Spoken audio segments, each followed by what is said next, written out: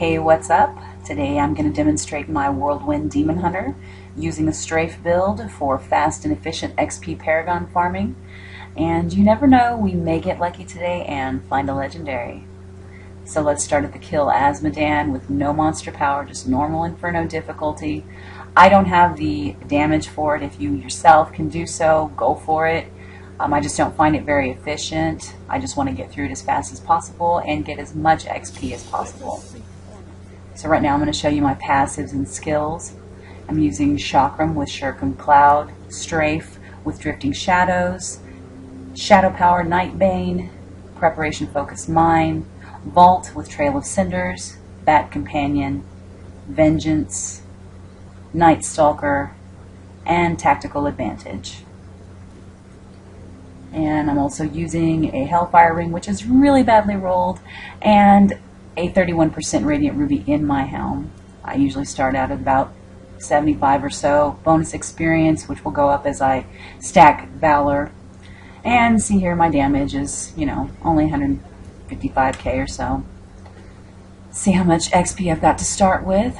We are at 8,696,258. So I'm going to start here at Area Crater level 1. And we are off. I'm not going to talk a whole lot through this. I'll just let you watch it and see for yourself if this is the kind of build that you'd like to use. But as you can see just by watching the bar, it does go pretty quickly. If you find yourself getting into any trouble while trying to, like these things, for example, Mortar, Frozen, those are not very fun, but you can always vault out of them. And you always want to pick up your health globes. Those do replenish your hatred and your discipline. Another thing that you'll want for this build, which you will find very much to your advantage, is to stack as much pickup radius as you can. I am at 20 pickup radius, which is good for your globes and your gold. And like I said, the globes will replenish your health and your discipline and hatred. So grab those as often as you can. And if you're one for picking up gold, then this is perfect.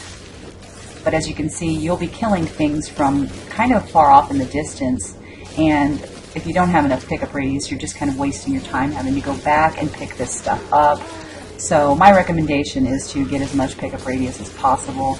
And you'll also want the movement speed on top of it. Now we do cap at 25. I'm at 24 right now, so that's about as much as you can get. So get those two items on there and this build will be perfect for you.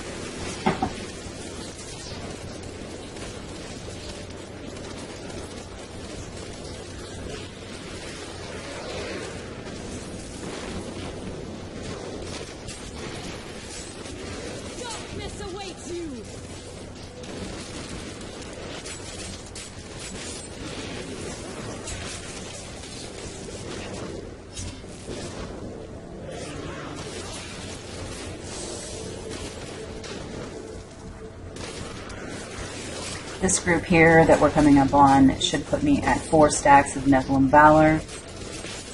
Yeah. And that's not quite 5 minutes yet, so that's not too bad to pick up that much in that short amount of time. Which of course bumps up your bonus experience and your Magic Find Gold Find if that's something that you're interested in. And here we've got the 5th Elite, so that will put me at 5 stacks of Envy.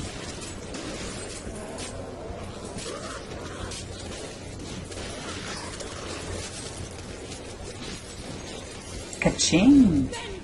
And we've got a 2-handed X. Okay, well it's probably either that Risk something or other, that Messersmith's, I don't even know.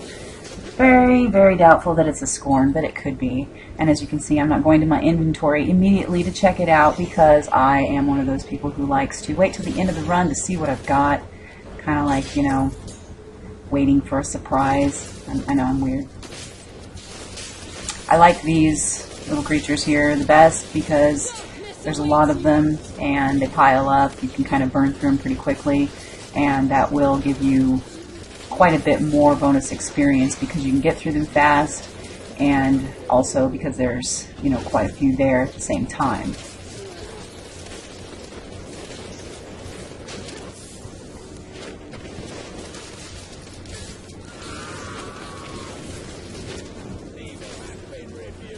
I need more discipline.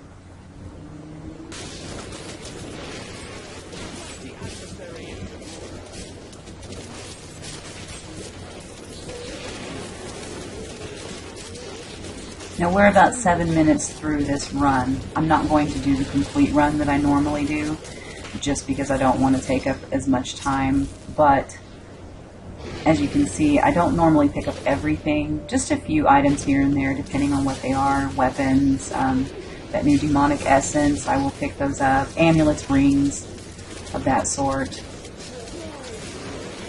And of course the legendaries. Even if they're crappy, you just never know.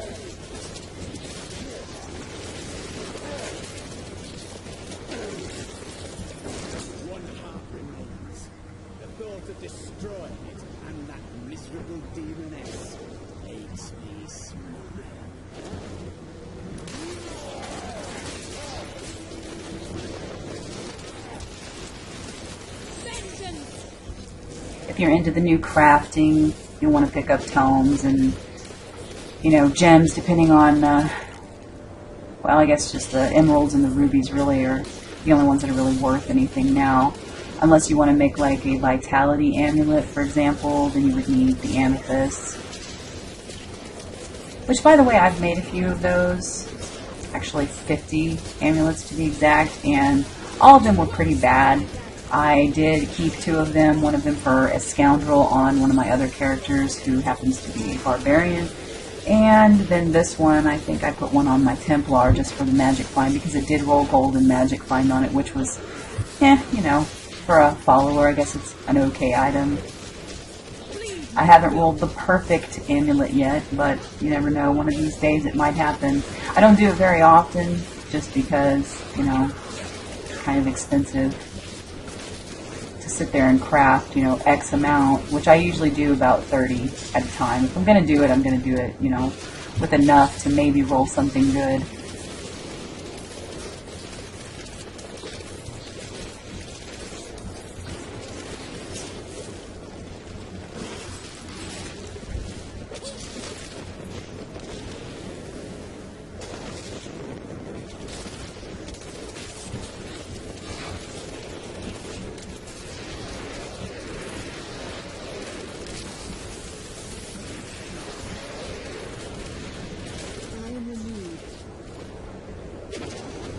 As I mentioned before, I do have a barbarian as my other character. These are the only 2 characters that I have, other than mules, just for item stashing. But my barbarian is the one that I have used mainly until I just decided one day that I wanted to create a demon hunter out of sheer and utter boredness.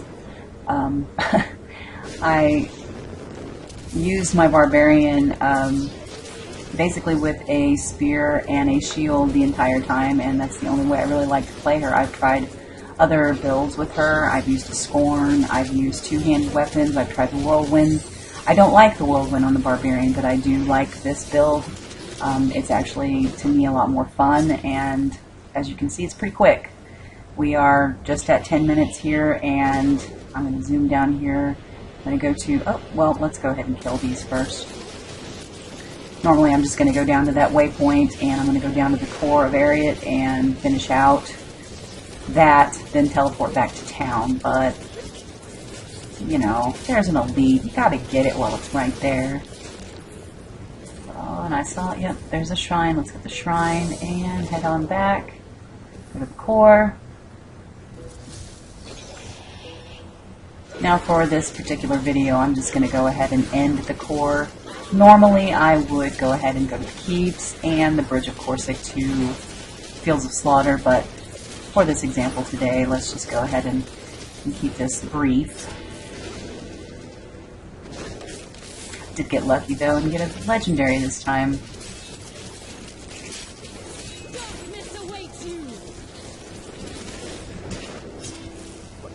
And we've got a goblin. These are actually really easy to kill. See? Not a problem.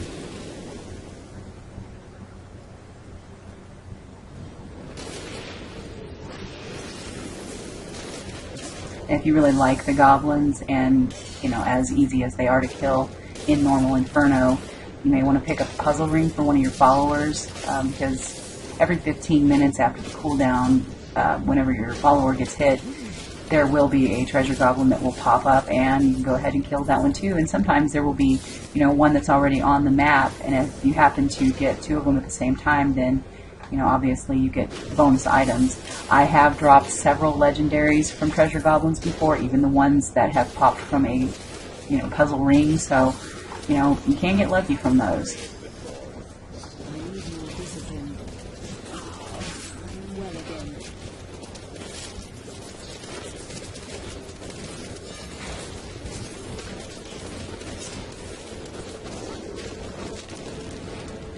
Alright, we're going to go ahead and teleport back to town.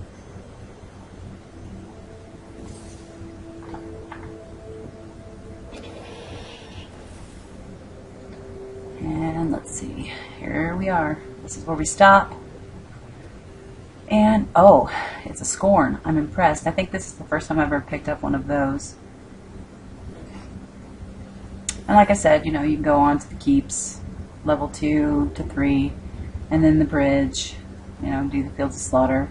A lot of times I'll go up and do Stonefort just for kicks, you know, maybe do the Key Warden here and there. But anyway, that's it. And, well, and you can see the bonus experience after Valor as well. But yeah, it's a fun build, it's fast, and, you know, you get the job done and rinse and repeat.